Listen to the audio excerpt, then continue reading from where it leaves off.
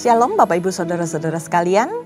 Hari ini kita akan sama-sama belajar dari apa yang Tuhan sampaikan kepada Yehezkiel dari Yehezkiel pasal yang ke-18. Pasal ini merupakan sebuah pasal yang sangat kaya isinya saudara-saudara. Dengan sebuah tema kalau kita rangkum adalah bagaimana keadilan Allah.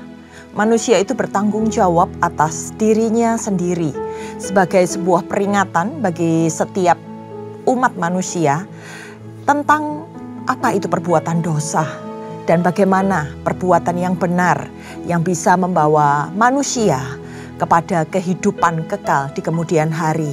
Nah, sebelum kita masuk saudara-saudara dalam pasal 18 ini, mari kita siapkan hati kita datang ke hadapan Tuhan. Terima kasih Tuhan.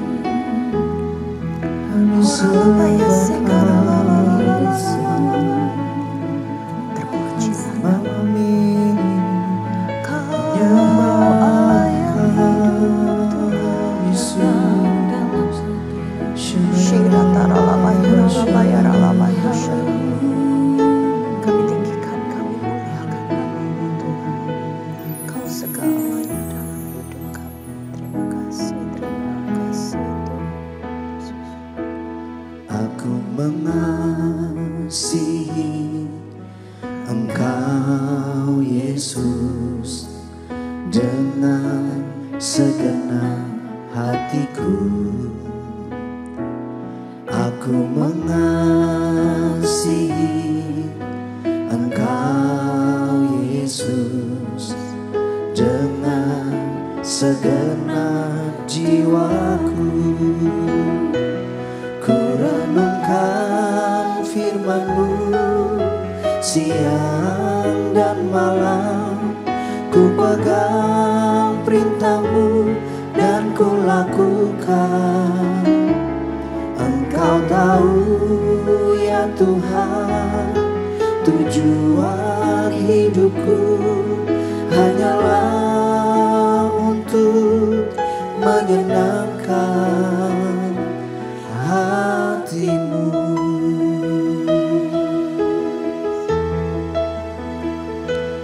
Aku mengasihi Engkau Yesus dengan segenap hatiku. Aku mengasihi Engkau Yesus dengan segenap jiwaku.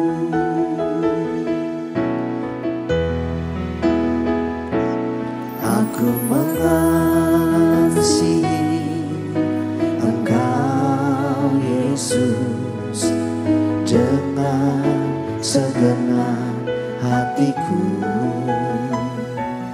Aku mengasihi Engkau Yesus dengan segenap jiwaku. Ku renungkan firman-Mu siang dan malam. Ku pegang perintah-Mu dan ku lakukan. Engkau tahu ya Tuhan, tujuan hidupku hanyalah untuk menyenangkan hati-Mu.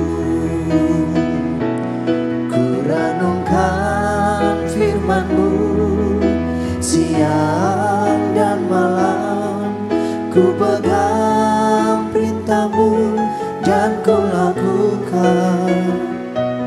Engkau tahu ya Tuhan, tujuan hidupku hanyalah untuk menyenangkan hati-Mu.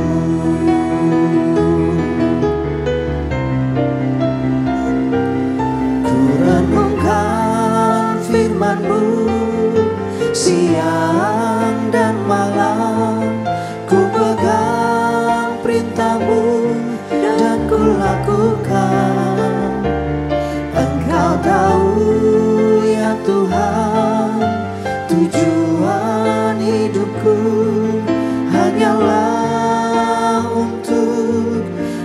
menyenangkan hatimu, menyenangkan hatimu, menyenangkan hatimu. Menyenangkan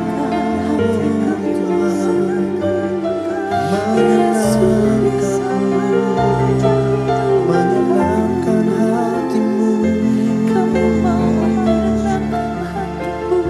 jadi sepertimu Tuhan.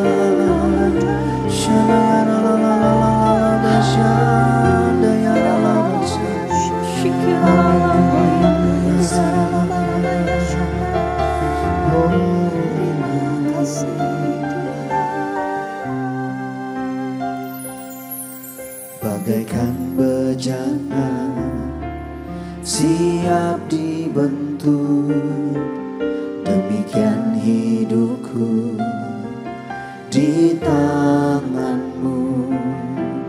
Dengan urapan kuasa Rohmu, ku dibaharui selalu.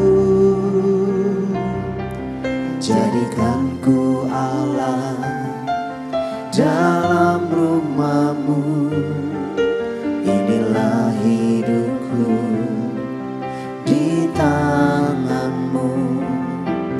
Bentuklah seluruh kehendak-Mu, pakailah sesuai rencana-Mu.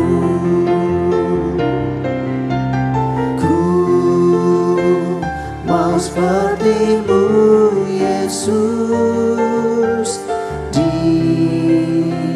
disempurnakan selalu dalam segenap jalanku, memuliakan nama-Mu.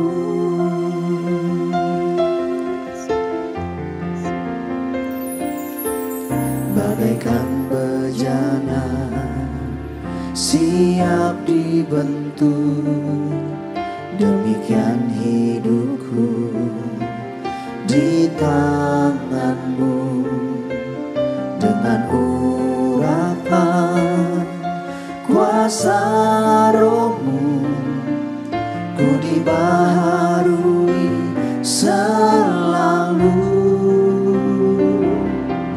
Jadikan ku Allah dalam rumah-Mu, inilah hidupku di tangan-Mu.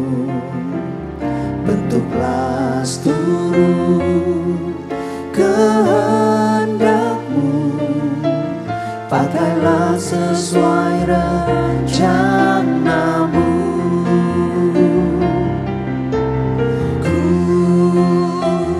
Mau seperti-Mu Yesus, disempurnakan selalu dalam segenap jalanku, memuliakan nama-Mu.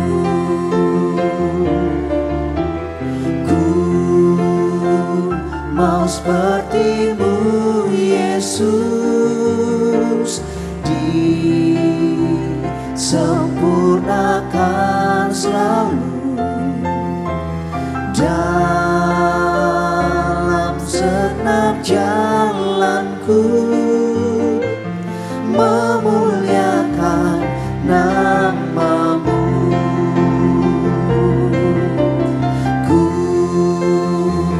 Mau seperti-Mu Yesus, disempurnakan selalu dalam segenap jalanku, memuliakan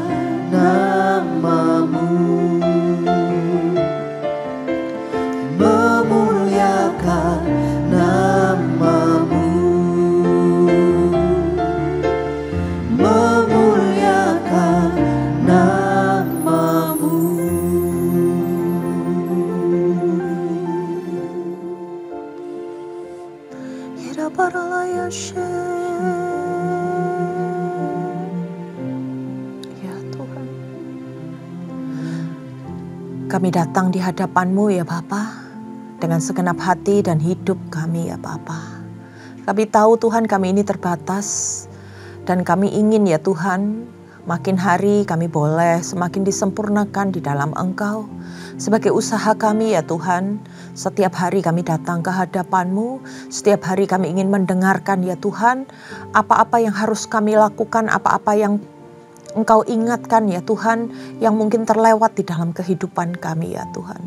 Kami percaya ya Tuhan, melalui setiap perenungan kami, melalui setiap pembacaan firman ini ya Tuhan, melalui setiap hal-hal ya Tuhan yang kami dengar ya Bapa, kami semakin dipenuhkan di dalam Engkau ya Bapa. Engkau yang mengajari kami, Engkau yang mendidik kami, Engkau yang mengarahkan dan membimbing kami, supaya kami semua ya Tuhan didapati sempurna dan sampai kepada jalan yang telah Kau tetapkan bagi setiap kami. Mari Tuhan, Engkau berbicaralah, Engkau mengurapi ya Tuhan hamba-Mu ya Tuhan, untuk bisa menyampaikan apa yang menjadi isi firman-Mu ini ya Bapa. Dan biar ini semua bisa menjadi berkat dan makanan rohani yang mengenyangkan bagi setiap kami. Hanya di dalam nama Tuhan Yesus, haleluya, amin. Baik saudara-saudara, tadi saya katakan bahwa pasal 18 ini merupakan sebuah pasal yang sangat kaya isinya. Antara lain nanti ada berbicara tentang parenting, tentang apa yang dikatakan perbuatan benar yang Allah inginkan. Bagaimana ketika umat manusia itu berbuat salah, apa yang Tuhan inginkan, yaitu sebuah pertobatan ketika ingin memperoleh hidup kekal. Dan bagaimana ketika umat Tuhan itu berubah kasih setianya, tidak mengikuti jalan-jalan Tuhan, maka mereka akan mendapatkan penghukuman dari Tuhan. Nah, kita mulai dari pasal yang pertama dengan judul perikop, setiap manusia bertanggung jawab atas hidupnya. Datanglah firman Tuhan kepadaku, kepada Yehezkiel. Ada apa dengan kamu, sehingga kamu mengucapkan peribahasa ini di tanah Israel? Ayah-ayah makan buah anggur mentah, dan gigi anak-anaknya menjadi ngilu. Nah, dalam dua ayat ini saudara-saudara, Yehezkiel sedang menyampaikan sebuah sanggahan dalam sebuah perumpamaan tentang yang dikatakan dosa keturunan. Jadi bukan sedang mengajarkan dosa orang tua yang kemudian harus ditanggung anaknya. Sebab ada di dalam firman Tuhan, dalam kitab Keluaran 20 dikatakan bahwa ketika orang tua berbuat dosa, maka dosa tersebut nantinya akan ditanggung oleh keturunannya. Nah, makan buah mentah di sini diartikan sebagai ketika orang tua itu melakukan sebuah dosa atau kesalahan, maka dosanya akan ditanggung oleh anak-anaknya. Nah, dalam ayat ini Yehezkiel diminta Tuhan untuk menjelaskan, karena banyak di antara orang Israel yang memiliki keyakinan bahwa penderitaan yang hari itu mereka alami dikarenakan dosa-dosa yang dilakukan oleh orang tuanya di masa lalu, dan bukan sepenuhnya karena kesalahan mereka. Jadi di sini Allah hendak meluruskan, Allah hendak memperbaiki pola pikir bangsa Israel waktu itu, karena dikatakan setiap manusia itu bertanggung jawab atas dirinya sendiri, bukan dari apa yang diperbuat oleh orang lain. Kita lanjutkan di ayat yang ketiga. Demi aku yang hidup, demikianlah firman Tuhan Allah, kamu tidak akan mengucapkan peribahasa ini lagi di Israel. Sungguh, semua nyawa itu milikku, baik nyawa ayah maupun nyawa anak itu milikku. Siapa yang berbuat dosa, dialah yang harus mati, kata firman Tuhan. Nah, di sini Yehezkiel itu sedang menjelaskan saudara-saudara bahwa Tuhan itu berdaulat atas segalanya. Siapa yang berbuat dosa, orang itu yang akan menanggung kesalahannya, bukan keturunannya, apalagi orang lain. Nah, untuk itu setiap orang harus menjaga kehidupannya masing-masing, bukan tergantung dari apa yang diperbuat oleh orang lain. setiap manusia harus menjaga hidupnya sendiri.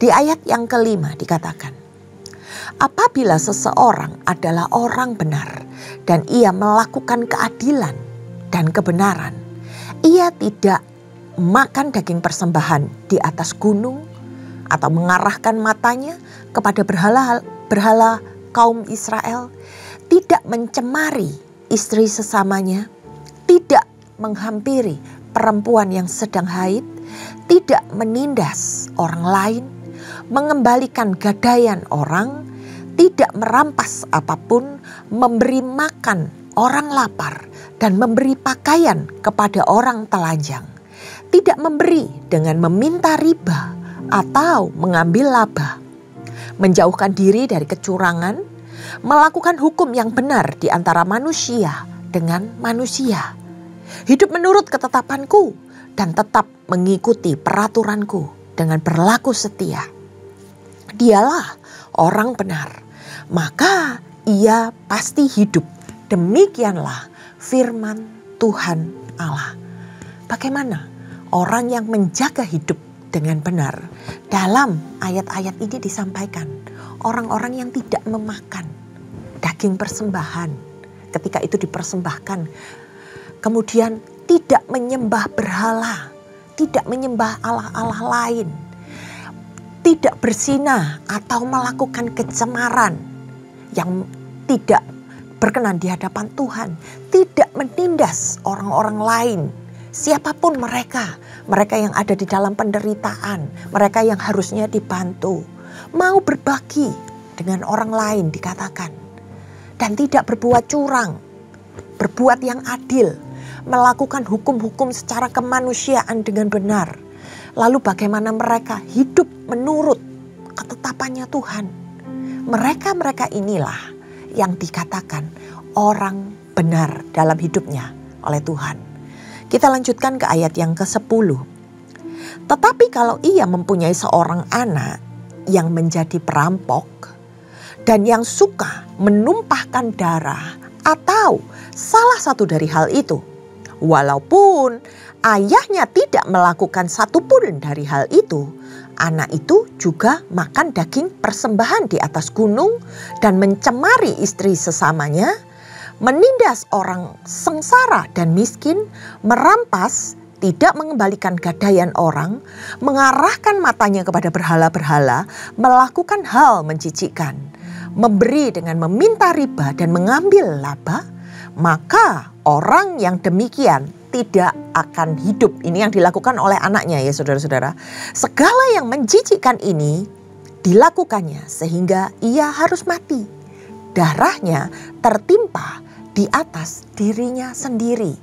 Dikatakan di dalam ayat yang ke-10, ayahnya hidup benar saudara-saudara. Tapi dia melahirkan seorang anak yang hidup cemar. Hidupnya gak benar. Maka bukan ayahnya yang menanggung kesalahan anaknya, tetapi anaknya sendiri yang karena perbuatannya, karena dosa-dosanya, dia harus menanggung perbuatannya. Di ayat yang ke-14 kita lanjutkan. Sesungguhnya kalau ia mempunyai seorang anak dan anak ini melihat segala dosa yang dilakukan ayahnya. Nah, di sini ayahnya yang berdosa. Tetapi walaupun melihatnya, anak ini tidak melakukan hal yang seperti itu.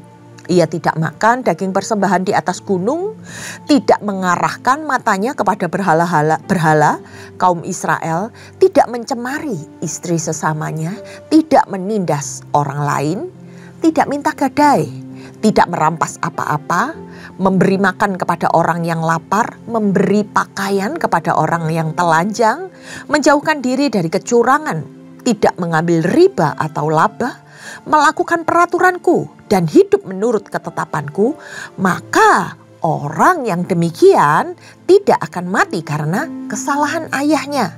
Ia pasti hidup. Ayahnya yang melakukan perampasan, merampas sesuatu, dan melakukan hal yang tidak baik di tengah-tengah bangsanya. Sungguh, ayahnya akan mati karena kesalahannya.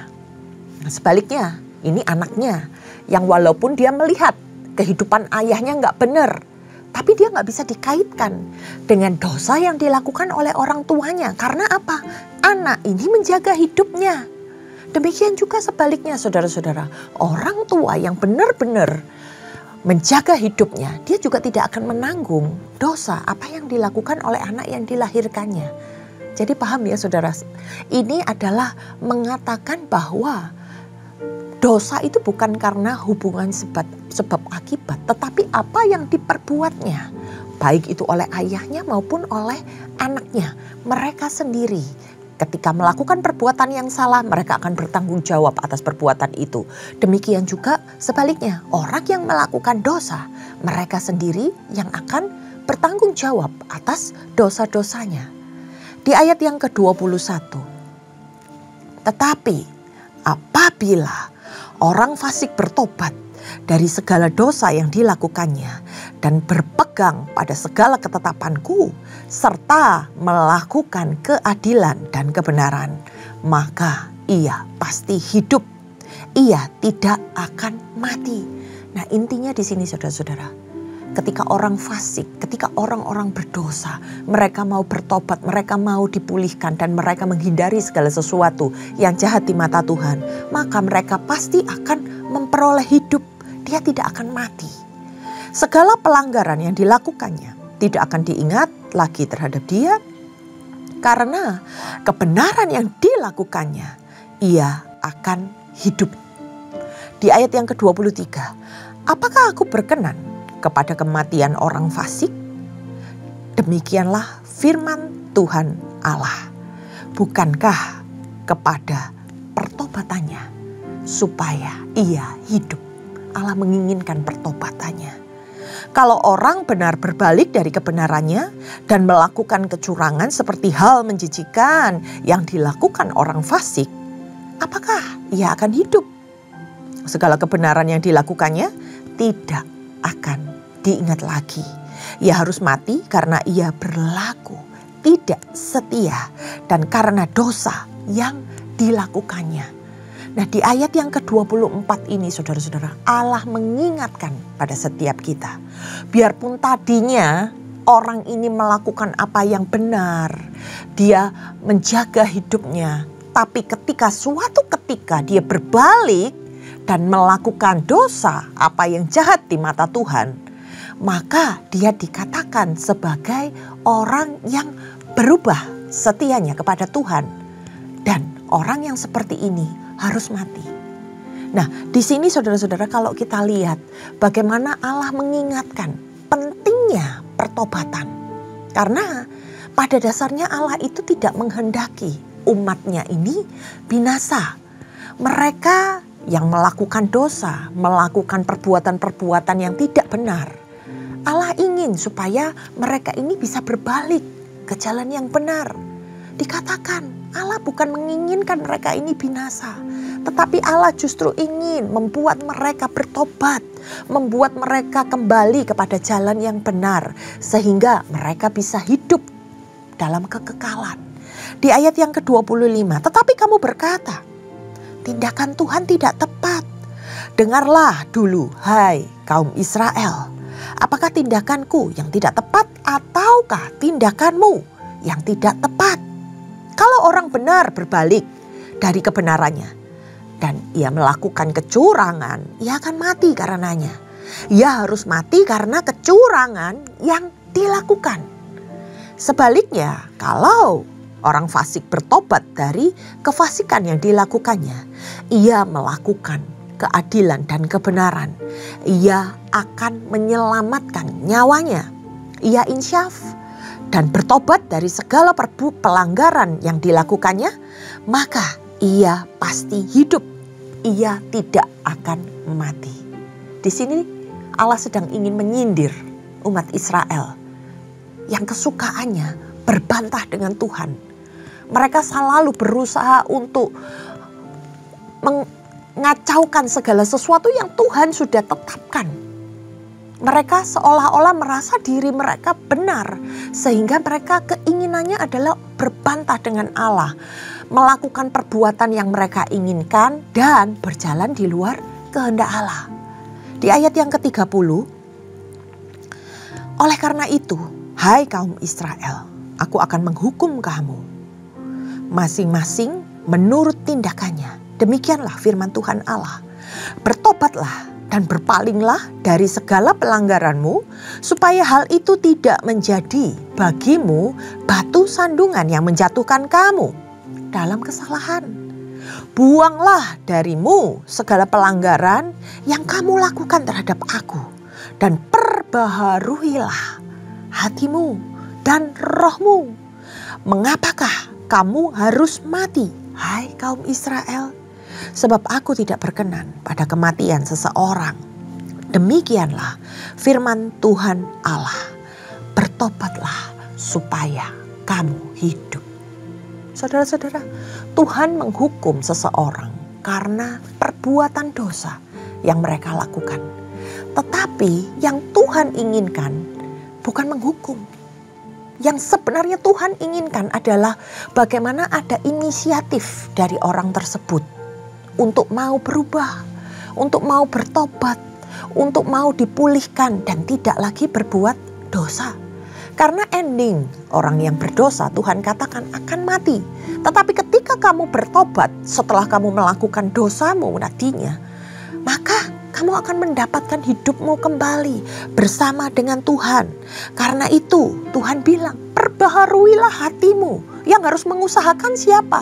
Kita sebagai manusia, saudara-saudara. Sebagai orang yang diciptakan oleh Tuhan, memiliki roh, jiwa, dan tubuh, memiliki akal, budi, memiliki hikmat dan kebijaksanaan. Kita tahu kok apa yang harus kita lakukan. Nah, pada pasal ini saudara-saudara, Nabi Yehezkiel itu sedang mengajak orang-orang Israel untuk bangkit dari paradigma berpikir yang salah. Kalau tadinya mereka berpikir bahwa aku mengalami hal-hal seperti ini karena kesalahan nenek moyangku, sehingga kami harus mengalami pembuangan, berada di dalam pembuangan, hidup di dalam penderitaan. Sebenarnya ini bukan hanya kesalahan dari nenek moyang mereka, melainkan karena dosa-dosa yang secara pribadi yang tetap mereka lakukan, dan hal itu membuat Tuhan menghukum mereka. Dikatakan seorang ayah bisa melakukan dosa, tetapi apa yang dilakukan oleh anaknya ketika dia memandang apa yang dilakukan oleh ayahnya, dia bisa mempunyai pemikiran, benar apa enggak perbuatan orang tuaku. Ketika dia tahu bahwa perbuatan ini adalah perbuatan dosa dan anak ini tidak mau melakukan apa yang Allahnya lakukan, maka dia akan disebut sebagai orang yang benar. Jadi bukan tergantung dari apa yang dilakukan oleh orang tuanya. Nah, apa yang terjadi pada hari itu sebenarnya adalah akibat dari dosa-dosa perbuatan yang mereka lakukan sendiri pada zaman mereka. Tuhan ingin melihat supaya mereka mengerti bahwa keinginan Tuhan adalah membuat mereka bertobat sehingga mereka memiliki hidup yang benar. Nah, kehidupan orang tua memang bisa berpengaruh kepada anak-anaknya, saudara-saudara, jika mereka mencontoh kehidupan yang salah dari orang tuanya. Ketika orang tuanya menyembah berhala, anaknya mengikuti, ikut menyembah berhala, itu salah di mata Tuhan. Tetapi ketika orang tuanya menyembah berhala dan anaknya ini tahu bagaimana dia harus menyembah Allah yang benar, maka dia akan dibela Allah, dibenarkan Allah karena perbuatannya. Bagaimana seseorang itu bisa berubah, bagaimana seseorang itu bisa melakukan apa yang baik bagi dirinya sendiri. Demikian juga orang tua, sekalipun dia melakukan kehidupan yang benar, tetapi ketika anaknya berubah setia kepada Tuhan, maka anak ini yang nantinya harus menanggung dosa-dosa mereka sendiri. Sebab sifat atau perbuatan yang dilakukan oleh setiap pribadi itu harus ditanggung oleh pribadi masing-masing. Apakah mereka mau berjalan di dalam kebenaran? Apakah ketika mereka berdosa, ketika mereka bersalah, mereka mau diubah, mereka mau berubah untuk memperoleh hidup yang lebih baik. Nah, di dalam pasal ini sedang menegaskan keadilan Allah atas setiap individu, bahwa mereka berdiri di atas perbuatannya sendiri. Dia yang berbuat, maka dia akan menuai hasilnya sendiri, bukan dari dosa keturunan. Nah, selain mereka melakukan dosa, apakah mereka mau ketika disadarkan dan mereka melakukan sebuah kebenaran seperti yang Tuhan inginkan?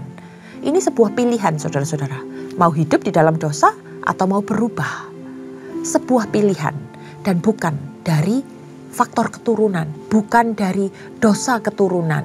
Nah, ini yang sedang dibahas oleh Allah melalui Nabi Yehezkiel dalam pasal yang ke-18 ini. Bukan artinya orang tua lepas tangan, tapi orang tua ketika dia berbuat dosa, dia pasti ingin bertobat. Maka dia bertobat dan hidupnya dipulihkan. Demikian juga anak. Anak melihat orang tuanya berdosa, tapi dia tidak ingin melakukan dosa seperti orang tuanya. Dia tahu apa yang harus dia lakukan, maka dia berbuat benar dan dia dibenarkan karena perbuatannya. Allah hendak mengingatkan bahwa segala sesuatu itu berasal dari tanggung jawab masing-masing pribadi, bukan dari keturunan, bukan dari dosa nenek moyang mereka. Maka itu saudara-saudara, masing-masing dari kita, entah itu kita orang tua atau kita itu anak, jagalah hidup kita dengan sungguh-sungguh. Waspadalah dengan segala sesuatu yang terjadi di hadapan kita dan pegang perintah Tuhan. Lakukan apa yang benar jika kita ingin memperoleh hidup yang kekal. Demikian dari apa yang bisa saya sampaikan dari Yehezkiel 18. Allah mengingatkan, Allah itu adil. Allah tidak akan menuntut dari apa yang tidak kita lakukan. Tetapi Allah itu adalah Allah yang menginginkan pertobatan dari setiap umatnya. Mari saudara-saudara, kita masuk di dalam doa. Tuhan, kami tahu bahwa dalam kehidupan kami harus berjaga-jaga. Karena Engkau menghendaki kami melakukan apa yang benar di hadapan-Mu. Ketika kami Tuhan berada di dalam jalan yang salah, Engkau yang mengingatkan setiap kami ya Bapa. Engkau yang menegur setiap kami Tuhan. Engkau yang mengembalikan kami kepada jalan yang benar. Dan kami percaya ya Tuhan, ketika kami melakukan apa yang benar, kami bisa menjadi teladan. Kami bisa ya Tuhan mengingatkan orang-orang yang berbuat salah di sekitar kami ya Bapa. Supaya melalui kami ya Tuhan nama-Mu dipermuliakan. Supaya melalui kami ya Tuhan jiwa-jiwa boleh bertobat ya Bapa. Hari ini kami boleh ya Tuhan mempelajari bahwa apa yang benar di hadapan-Mu, apa yang menyenangkan hati-Mu itu yang harus kami lakukan. Terima kasih ya Tuhan, kami simpan ya Tuhan setiap perintah-perintah-Mu di dalam hati kami dan kami lakukan di dalam setiap perbuatan kami. Biar kehidupan kami ini hanya menyenangkan Engkau. Terima kasih ya Tuhan, hanya di dalam nama Tuhan Yesus setiap yang percaya katakan amin. Terima kasih saudara-saudara sudah menyaksikan Bible Study hari ini. Tuhan Yesus memberkati.